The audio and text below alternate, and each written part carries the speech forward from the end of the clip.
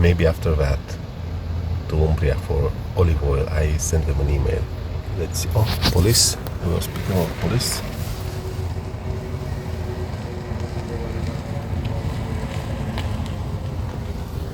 So now let's see what they want. Because if they want me, I get out in a second. Oh, police, look, they're here. Oh, this is dangerous. It's not like that they say, but no point to fight because I'm already awake. So there is no point to fight them. And I will tell you why. After this, I will tell you why. So,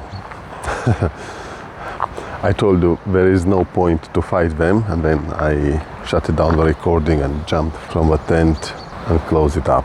Now, I could have not speak anything and just leave it. I jumped.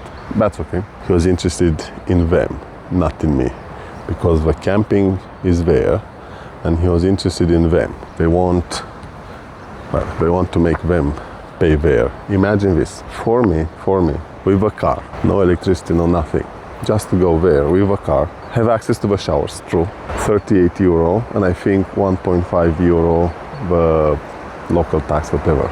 If I want to go for 3 hours there as a visitor, 8 euro. This is it. For me, with a DusterHouse. For them, way more. Now, anyone can justify for themselves the local authorities, the local police, local businesses. No, they want to monetize, they want to make money. The argument he started to make, zero value, but as I told you, there is no point to fight him. I had yesterday another guy, I found an outlet and I was charging. It was a business, a restaurant, and the outlet was on the side. I can show you the outlet if it's worth, but it's not. And the guy stops at me. We don't know if he was someone or not. And he's asking me, did you ask for permission to anyone? I look at him. He took me by surprise because I was so covert. You could only see the cable and the power plug, nothing else. And it happened that I didn't have the laptop out, so I was extremely covert there. But of course you could see the power plug and the cable. I was charging the Anchor battery.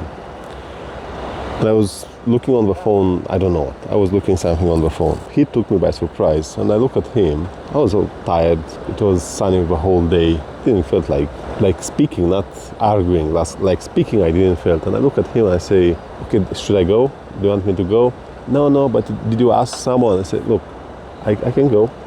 No need to stay here, but did you ask someone? Look, if you want me to answer to your question, and in my head I was thinking, if you want me to measure my viewers, there is no point, I don't have that need, but okay, if this satisfies you, I will answer. So I say, this is the answer to your question. I didn't ask anyone. And it's obvious, because if I should have asked someone, probably it would have been you, right? I can say, yes, I asked the person, nobody, and he or she said, yes, you can use it, so I've used it. But again, I wasn't feeling to measure with him, see no point. I say, look, I didn't ask, should I go? Can I go? No, it's not about that. But look, there is no argument I can make in my favor, I tell him after that, because he kept challenging me. And I said, look, there is no argument I can make in my favor that can stand or that can make sense. If you are bothered, then I just pull the plug out and go. It's that easy. There is nothing I can do. I didn't ask. Even if I would have asked, I would have what? We'd go now to investigate who did I ask and who did say yes. If we do that, like, why do you want to do that? I told him. Makes no point. Again, it was my probably error because I jumped. At the end of the day, this guy had no argument. He was coming towards me. I've seen that he was coming towards me. And when I started to speak, he makes me sign to not say anything. Maybe that I don't have any argument for him, or who knows, or just to keep it low, quiet. They didn't give a fine to them as well. They had a chat and that was that. I know they cannot give me a fine. There is no way for them to give me a fine, but it is my error because I broke the overlanding rules, the covert overlanding rules. I kept over the night the things into the window. So no, you don't do that because it is like camping. You cannot make your argument to get ourselves out of it. I was awake, an hour awake, let me tell you. None of them will ever wake up in the middle of the night or at 2 or 3 o'clock in the night to come and check for me here in the park. They woke up now, started their daily annoying job, and they do the rounds. And that's pretty much all. Probably they they've done them yesterday as well, but I wasn't here. I was with it closed. We don't know. They find 2 cars. They were there yesterday, and they find them because they didn't add the time when they stopped. It's not my responsibility to put the time. It's yours. If you say no more than 2 hours, it should be yours.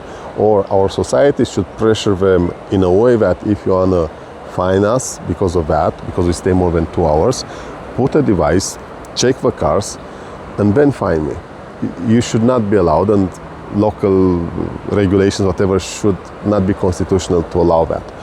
Mother with husband with child, they've stayed under 2 hours because I was here editing and I've seen them when they came and when they left. But they didn't have the thing saying when they arrived, 30 euro, the fine. The mistake is mine because I left the things in the windshield, and this shows like camping.